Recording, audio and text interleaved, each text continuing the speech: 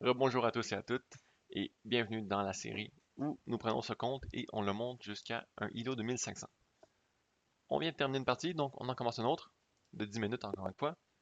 On a les noirs cette fois-ci, et on joue contre Miguel, un ILO de pratiquement 600, donc on est du même niveau.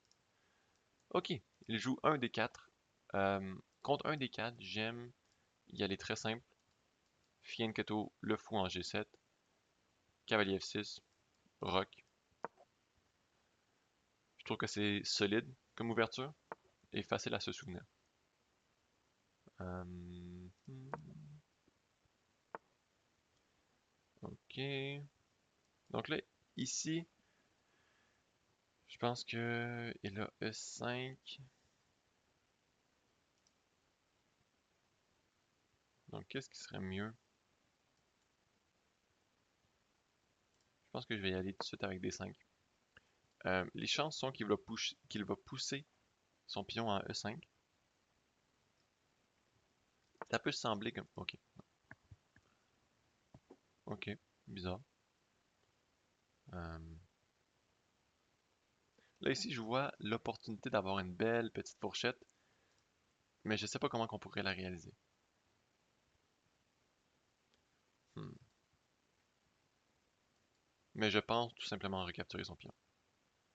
Parce qu'ensuite, je peux développer mon cavalier avec un tempo.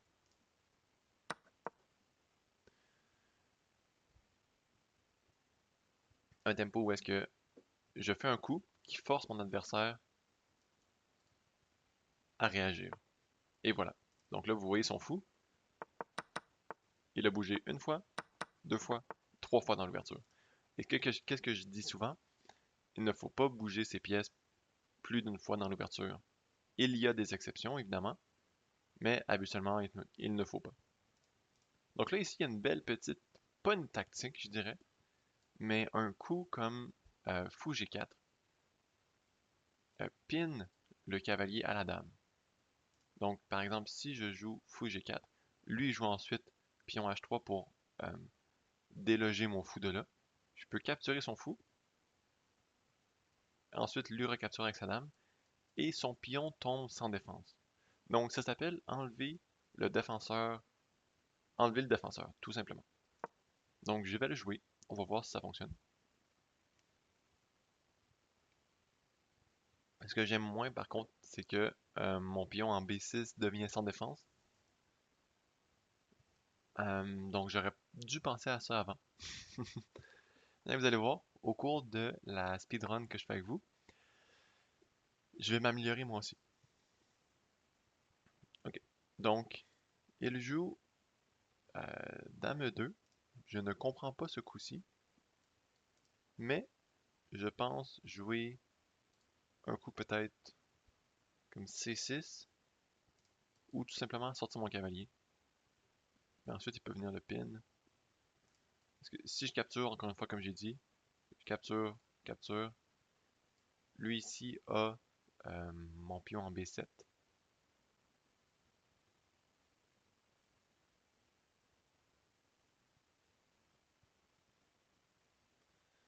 Donc, je pense que je vais commencer par sortir mon cavalier. Il y a une pin. J'aime moins bien. Euh, je pense que je vais rocker.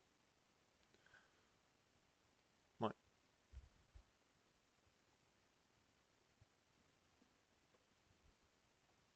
Donc, on a encore l'option. Pas l'option, mais on a encore la menace en tactique de capturer le pion. Ok. Donc, c'est ce qui arrive. Euh, je vais y aller pour l'échange. Ok. Il recapture avec son pion, ce qui fait mon bonheur, parce que maintenant, je peux capturer son pion du centre et mon pion en B6 n'est plus vulnérable.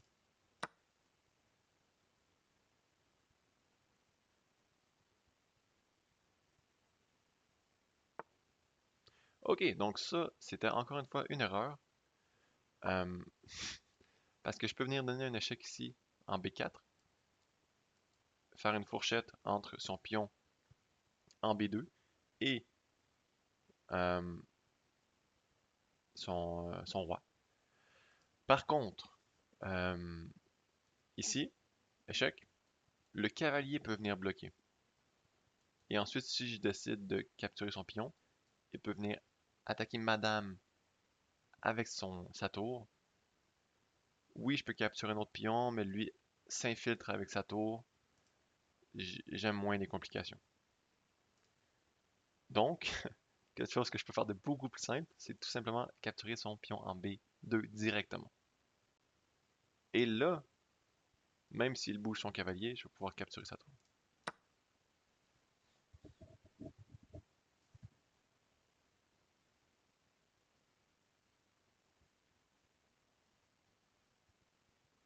Donc là, sa tour est prise au piège, elle ne peut pas bouger. Euh, des coups qu'il faudrait penser au pas. Ok, c'est exactement ce que j'allais dire. Il aurait pu jouer fou D4, mais son fou n'est pas défendu. Donc oui, il perd un fou au lieu de perdre une tour, parce qu'ensuite il va pouvoir jouer C3 pour défendre. Mais on a gagné une pièce, on a eu ce qu'on voulait. Donc là, j'espère qu'il va jouer C3. J'imagine que c'était ça son plan. Je vais peut-être expliquer un petit peu plus après la partie. C'est une technique de déflexion, je dirais. J'ai pas l'impression qu'il va jouer des... Oh! Ok. Je vais pas dire le bon coup tout de suite, mais il y a un coup qui vous gagne la partie en ce moment. Vous pouvez mettre pause pour le trouver. C'est quand même facile. Ok. Donc là, aussitôt que vous voyez la dame et le roi sur la même colonne, il faut toujours se poser la question, est-ce que je peux mettre une pièce, une tour dans ce cas-ci, sur la même colonne de façon à ce que la dame soit pin au roi? La réponse est oui. Tour E8, qui est défendu par le cavalier, très important. Très important. Mais sa dame ne peut pas bouger de la colonne, parce que s'il n'était pas bougé, le roi aurait été en échec. Donc, ici, on pourrait capturer la dame avec un échec, et une fois que le roi bouge, nous, on bouge notre dame. C'est très possible. Mais pour être le plus précis possible, vous savez quoi? Je suis en train de repenser ma réflexion. Oui, je pense que c'est mieux de capturer la dame avec un échec. Parce que là, on a gagné une dame, et lui n'a rien gagné en retour. Ensuite, ok. Euh, j'ai le goût de sacrifier ma tour, mais ce n'est pas la bonne façon de jouer. Donc, ce que je vais faire, je vais aller ici. Dame C4. Oh non! Ma dame est en danger. Mais non. Parce que, rappelez-vous, la même façon qu'on a capturé la dame, son fou ne peut pas bouger. Parce que s'il était pour bouger, le roi serait en échec, à nous de jouer, donc c'est un coup illégal. Donc là, ici, ce qu'on menace, c'est l'échec et mat. On n'a pas toutes nos pièces de sortie, mais c'est une pièce gratuite. On n'a pas toutes nos pièces de sortie, mais on a tellement un gros avantage que ça change rien. On a gagné une dame. Euh, c'est plate à dire, mais dans des situations similaires, notre adversaire devrait abandonner. Pour vous, par contre, je vous conseille de ne jamais abandonner, parce que quand vous jouez contre du monde, euh, dans ces niveaux-là, il y a toujours place à des erreurs et vous pourriez reprendre l'avantage. Donc, jamais abandonner. Ok.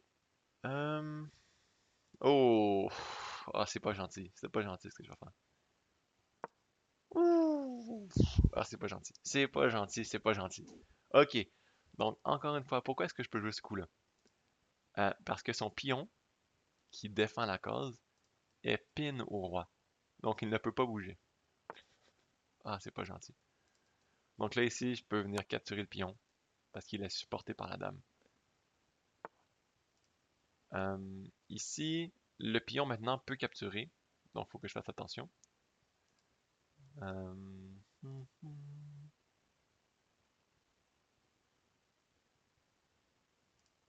Donc je vais venir capturer le pion. Et ici, il y a un échec et mat qui s'en vient.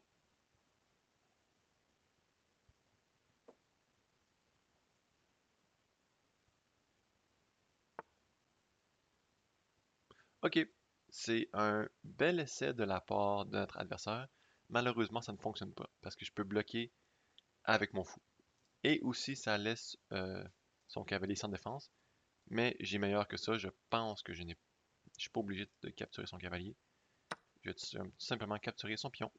Et ici, dépendamment de ce qu'il fait, j'ai un échec et mat en deux coups en fait. On va voir comment il réagit.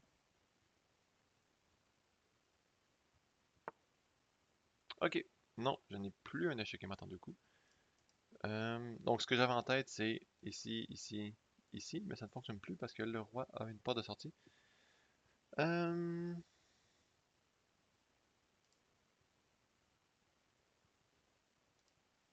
je vais tout simplement apporter mon cavalier. Menacer l'échec et mat.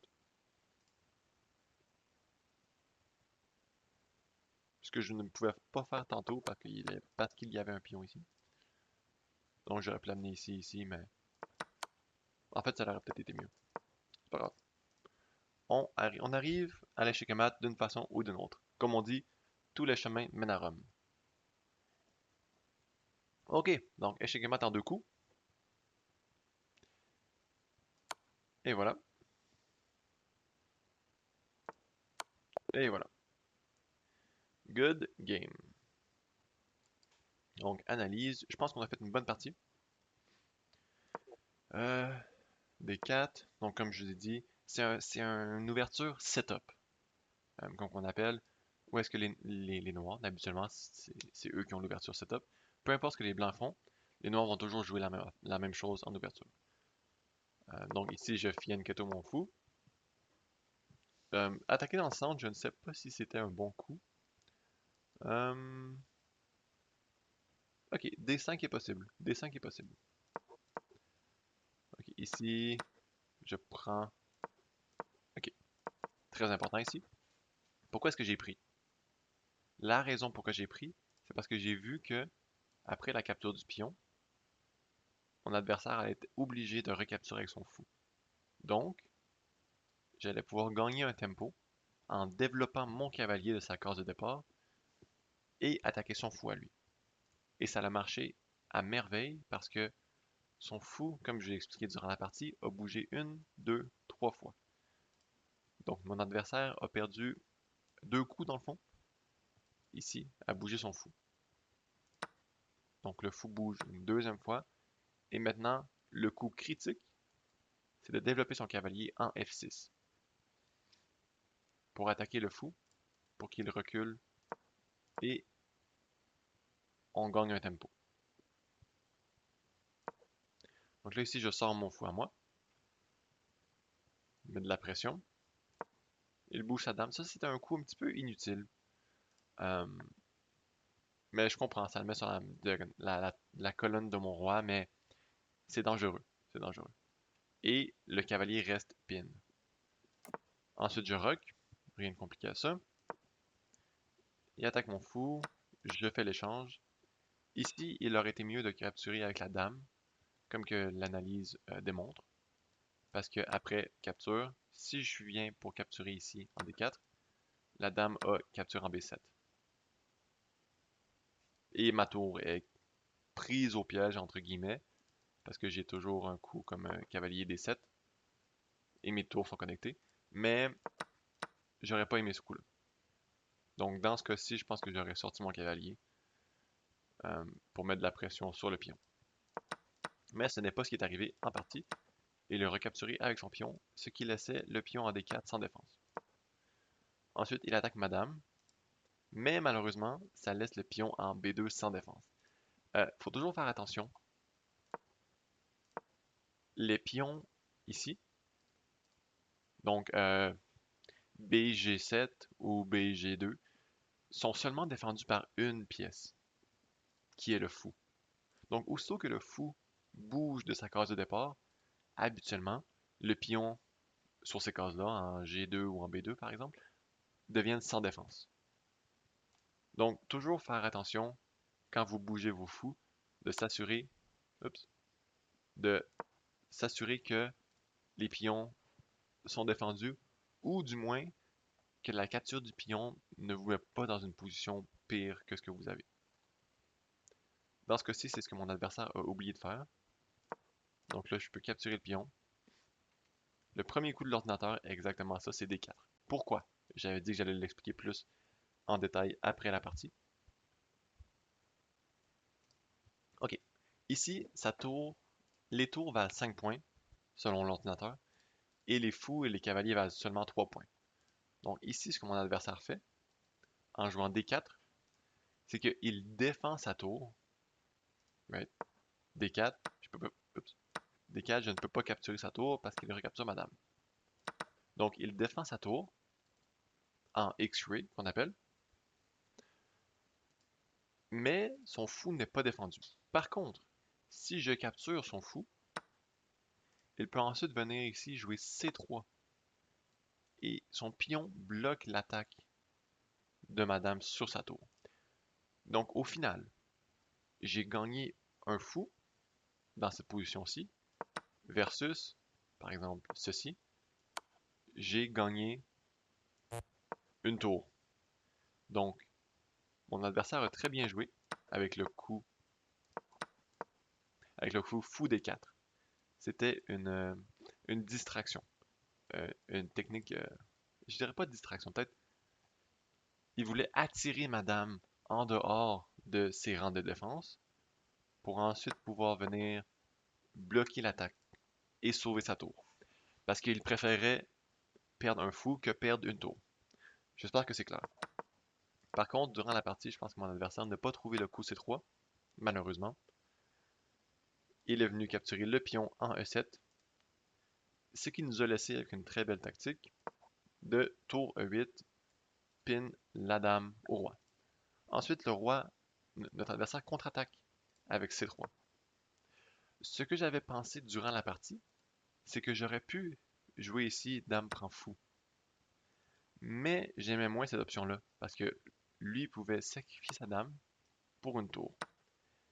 Et j'aurais fini avec une dame de plus, une dame et un fou de plus, mais j'aurais perdu une tour. Tandis que l'option que j'ai choisie, tour prend un 7, là, je finis avec une dame en plus. Et c'est tout. Donc je préférais cette option-ci. Les deux sont très similaires. Donc là, encore une fois, j'utilise la technique, l'effet de la pin pour menacer l'échec et mat en jouant dame C4. Son fou, encore une fois, ne peut pas bouger parce qu'il est pin au roi. Il rock, ça défend l'échec et mat, mais malheureusement, ça fait perdre son fou. Je capture, il joue roi G2. Boum! Tour E3. C'était même pas le meilleur coup. Mais, super beau coup, je ne pouvais pas m'empêcher de jouer. Tour E3, ici pour menacer, dame prend F3, parce que son pion est pin au roi, encore une fois. Ici, il y avait un mat en 6, malheureusement, je ne l'ai pas vu. Dame prend H3 directement. Ok, j'aurais dû y aller tout de suite avec dame prend H3. J'aurais pas dû prendre le pion. Ok, dame prend H3, s'il joue un coup, par exemple, ici, là, j'ai cavalier G4, et je menace le checkmate, comme que j'ai fait plus tard dans la partie. Et encore mieux, ici, par exemple, là j'ai un mat en 2. Magnifique. Mais on va y arriver plus tard dans la game. Je capture son pion, menace une attaque dans mon back rank, qu'on appelle, mais je réalise que je peux défendre avec mon fou, donc pas besoin de stresser. Je capture le pion, m'attaque, je défends, essaie de créer une attaque quelque sorte. J'apporte mon cavalier à l'attaque. Même ici, j'aurais pu capturer. J'aurais gagné une tour. Mais, qu'est-ce qui est meilleur qu'une tour? L'échec et mat. Boum. Dame H2. Roi F1. Dame F2. Échec et mat. Donc, j'espère que euh, ça a été utile pour vous.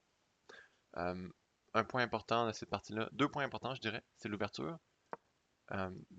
Pour défendre contre D4, vous pouvez tout le temps jouer la même affaire. Toujours fier Keto, jouer cavalier F6, avancer dans le centre avec D5, ou même D6, E5. C'est une ouverture que vous pouvez jouer contre pas mal n'importe quoi que votre adversaire joue. Donc c'est utile, surtout quand vous commencez à jouer. Et un autre point très important de cette partie-ci, c'était les pins. Donc déjà ici on en avait une, où est-ce qu'on a réussi à gagner un pion grâce à la pin. Ensuite, une deuxième pin qui nous a permis de gagner la reine. Une troisième pin qui nous permet de menacer l'échec et mat et éventuellement de gagner le fou. Et ensuite une quatrième pin qui nous aurait permis de faire un échec et mat plus tôt que ce que j'ai trouvé, mais quand même très puissant comme pin. Magnifique. Parfait. Super, donc merci d'avoir écouté cette vidéo et on se retrouve dans une prochaine vidéo où on va être rendu à un rating de 632. Merci et à la prochaine.